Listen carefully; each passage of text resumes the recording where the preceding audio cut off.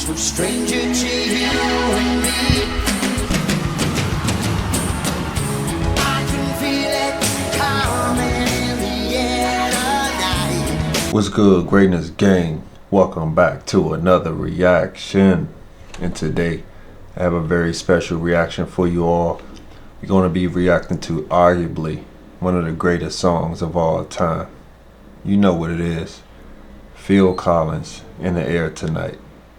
Okay, Greatness Gang, so I heard this song before, but the reason why I wanted to react to it is because I wanted you all to get a little history behind the song, particularly the popular drum part of the song that we all love. So we're going to be listening to a small piece from this channel called Vox, and it's going to be all breaking down the history behind the 80s gated drum reverb, and we also going to be listening to Phil himself talk about how he came up with the drum solo. And finally, we're going to listen and react to a live version of In the Air Tonight from 2004. It says it's called The First Farewell Tour. So sit back and enjoy this reaction. This thing keeps happening every single time I listen to one of my favorite songs of the last 5 years or so. I hear this weird but familiar drum sound that just cuts right through the track. I love it.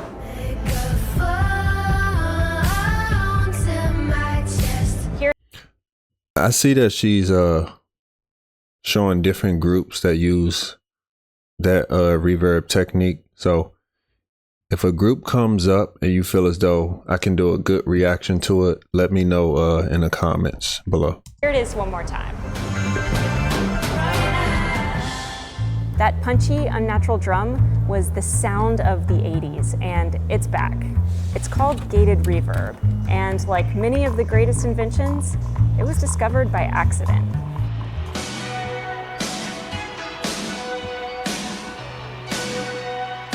That one is clean right there.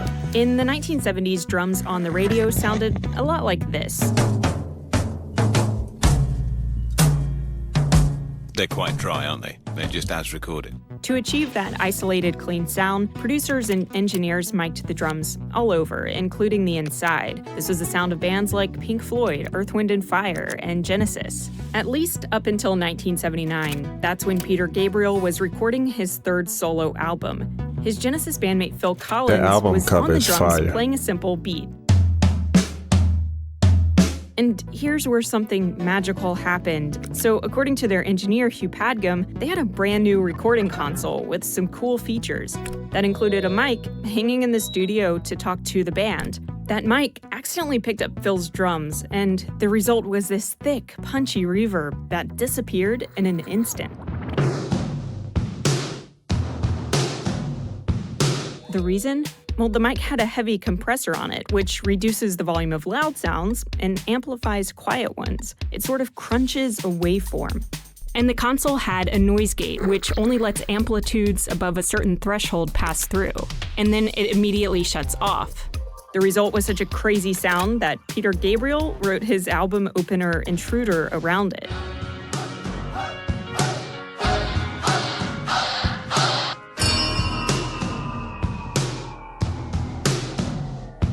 Now, if you don't know Intruder, you'll certainly recognize this, made by Phil Collins and Hugh Padgham a year later.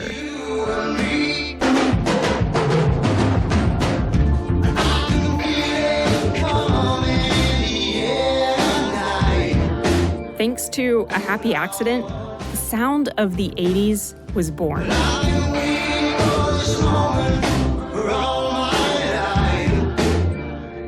The drums. That is crazy, man. Like, I don't think people realize how crazy that is. An accident really just changed the course of music history. That is just unbelievable. On In the Air Tonight were recorded in Townhouse's legendary stone room. Its reverb came from the walls of the studio. It was meant to... Like, what if they didn't go to the studio that night? Like, how will music sound right now? Sound like a castle. But not everybody who wanted good reverb had access to that type of space. In the 80s, once the digital technology came to the fore, not only was the sound of our music changing, but the things that augment our sounds were changing also. Nothing illustrates this more than the evolution of reverb. So reverb was achieved in the early days the most natural way of all, which is to have an echo chamber. So what you would do in this chamber is you would set up in one corner of the room a big loudspeaker. And in the other corner of the room, you'd set up a microphone. Here's an echo chamber at Abbey Road Studios. Echo chambers took up real estate, and real estate was expensive, so plate reverb was invented. There'd be a big box with an aluminum plate in it, and the voice would go in one side, travel along the aluminum plate, and come out the other side with a little bit of reverberation on it. Plate reverb boxes were 600 pounds or more. Not great That's for crazy. portability. Enter the AMS RMX 16. A shoebox-sized unit that created reverb via circuit boards and algorithms. Right there in a box, we had plate reverbs and underground garages and big concert halls and small and large echo chambers and music clubs. The AMS, which debuted in 1982, was the first reverb unit to be driven by a microprocessor, and it had room for 99 presets, including a few that created that unnatural gated sound with a push of a button. I think a big example was the work that I did with Prince in the 80s. He loved that gated reverb. Yes, that Prince. Prince used a Lin LM1 drum machine that sampled real drum sounds. Susan fed that Lin LM1 to the AMS reverb. I heard of that before. The Lin drum machine. That looks crazy. It don't even look like you can make music on that. It looked like something that belongs in a corporate office. Box and used a preset called non-linear. Now, non-linear Or a hospital. reverb just can't be replicated in the real world without technology. Reverb in a natural setting tends to fade as the audio signal decays. Non-linear reverb, it actually gets louder. It makes a drum sound like a whip. Picture it like a tidal. Yeah, now when you think about it, a lot of Prince's music, it did sound whippish, a lot of the drums. It's crazy, I never noticed that until she brought that up. Wave, a huge wave suddenly stopping and hitting a brick wall. That's the sound of gated reverb. That was the classic quintessential example. That was the big one, that was the fat one. You don't have to be beautiful to turn me on. A year after In the Air Tonight, those huge drums were no longer an accident. The sound was just built into the reverb technology. Then for a decade, gated reverb was just a sound you couldn't escape on the radio. It's in the trees. It's coming. When I was a child, running in the dark. It's so funny how she just said during the 80s it was a sound you couldn't escape. So it got me like thinking to like today's music, like auto-tune, and how a lot of people complain about that. I wonder back then, was it a lot of complaints about the gated reverb on drums? If you know if it was, let me know in the comments. So let it rock, let it roll.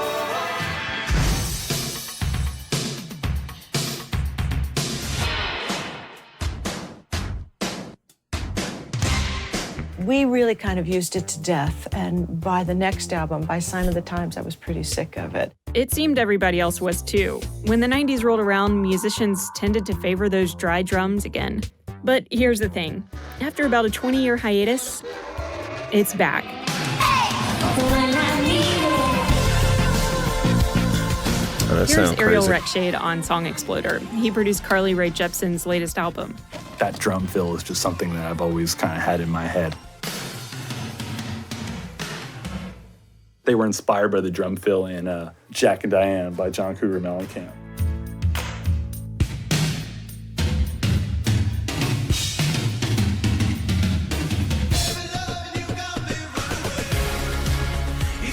Jack Antonoff of Bleachers was born the year Prince released Purple Rain, and here he is in a studio playing that Lynn LM1 drum machine. He produced Lord's latest album, which has gated reverb drums. In your car, the radio up. In your car, the radio up. And Taylor Swift's aptly titled 1989. It's 2 a.m. in your car. The thing is, producers today don't need Prince's drum machine or a physical rack of reverb units to get that 80s sound. You can go online and download massive Prince and Phil Collins inspired gated reverb drum sample packs. And that AMS RMX16, it's now a computer plugin. Sure, gated reverb. I was just about to say, a lot of this stuff that they're using now, I can access it through my music software. Reverb drums aren't a timeless sound. They bring you back to the 80s, but that doesn't mean they don't sound cool. This episode of Earworm is... All right, that was very nice. A lot of information in there. So now we're going to hear Mr. Phil Collins talk about how he came up with it. That song. Yeah, well, the sound was different from any other record that was around at the time. I mean, drums really normally were recorded in acoustically perfect surroundings. You know, that was the way, you know, studios were built. But there was a studio in London called the Townhouse, which had this stone room. And that's where I'd recorded with Peter Gabriel. You know, I was his drummer for a little while when he couldn't afford American musicians. So he invited me to play on some tracks on that album, which was his third album. And there was a song called Intruder on that, which was basically my drum part and a song he adapted to fit it. But I fell in love with the engineer who got this sound. So when I did my solo album, I, you know, got together with him and we did Face Value together. So when we did In the Air Tonight, you know, we got set up in the live room, and I was playing, and he was getting the sound. And then when we came to record, I did a drum fill into my intro, and that fill was da da da da da da da da da da. And we thought that sounds good, and we left it at that, you know. And when we came to mix it, we really went to town on it, and it was my album, so the drums could be as loud as I wanted. And it really, you know, people went like that because you're kind of lulling people in, drawing people in, and then suddenly punching them in the face with this. Mm-hmm. And we used to call it the face hugger sound. It was like Alien. You know the movie Alien, where this thing comes out? That was the way we referred to the drum sound, because records weren't sounding like that. And it went on to launch a whole bunch of sampling, people using the drum sound on their records. And even had its own phrase to describe it. Yeah, and it's gone on from strength to strength. You know, I mean, it was used in Miami Vice.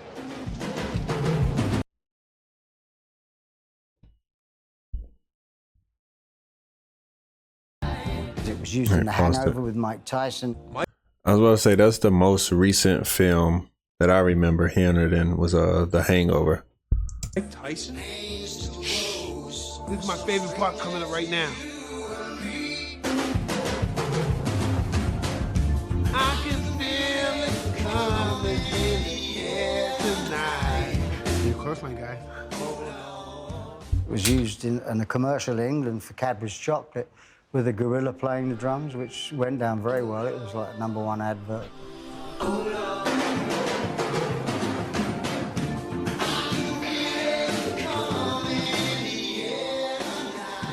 So the song has just gone on and gone and gone.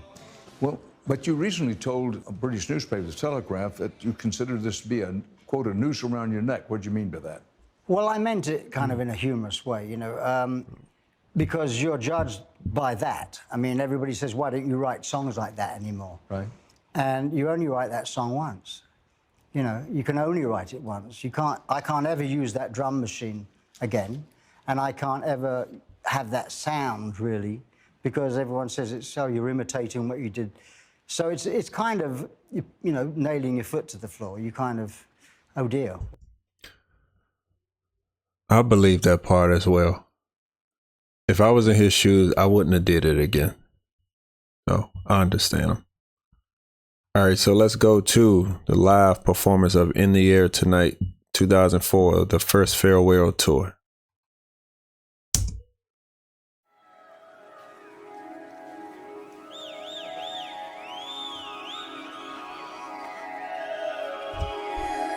I never heard a live version of this song.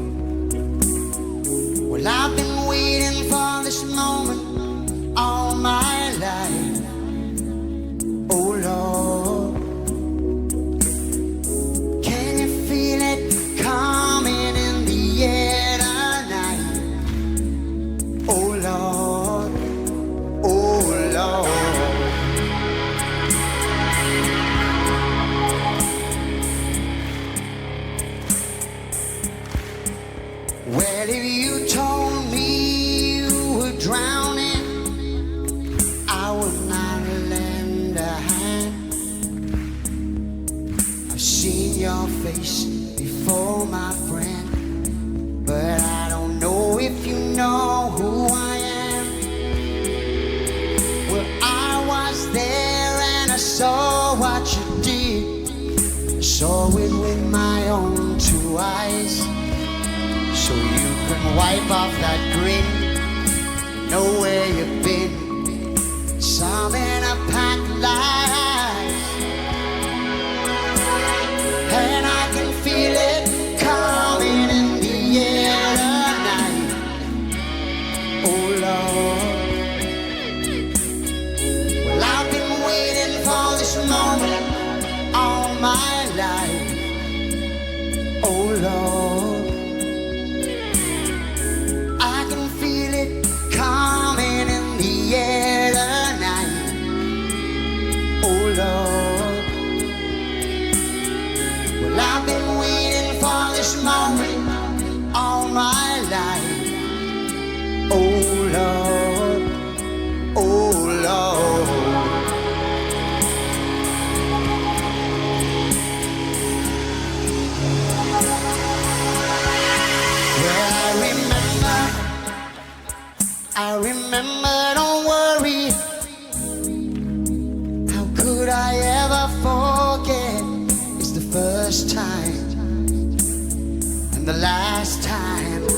ever met.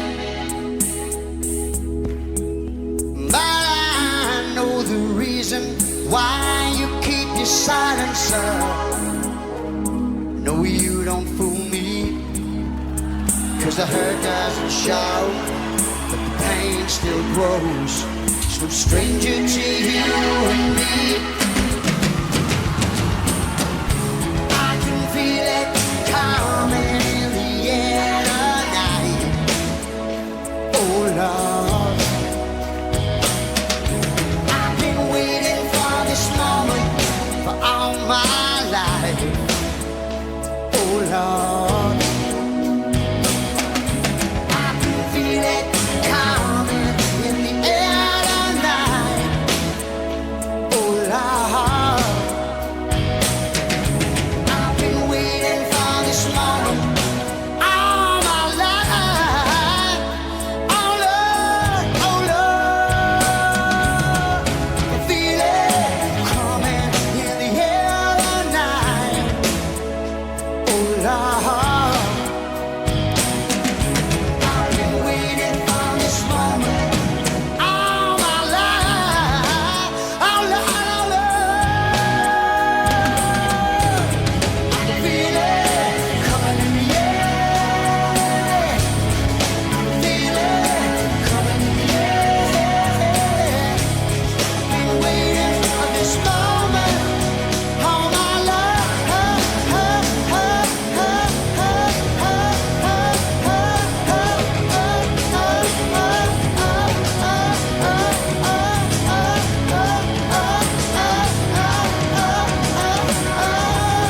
Been waiting for this moment all my life, my life.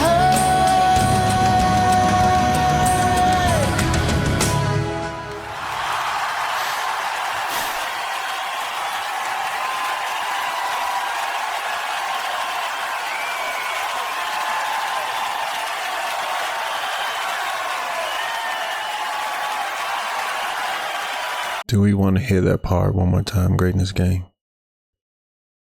You know what part we want to hear. One more time. I know the reason why you keep your silence up. No, you don't fool me, 'cause the hurt doesn't show, but the pain still grows. It's no stranger to you and me. I can feel it coming in the air tonight. Oh Lord, I've been waiting for this moment for all my life. Oh Lord, I can feel it. Greatness Gang.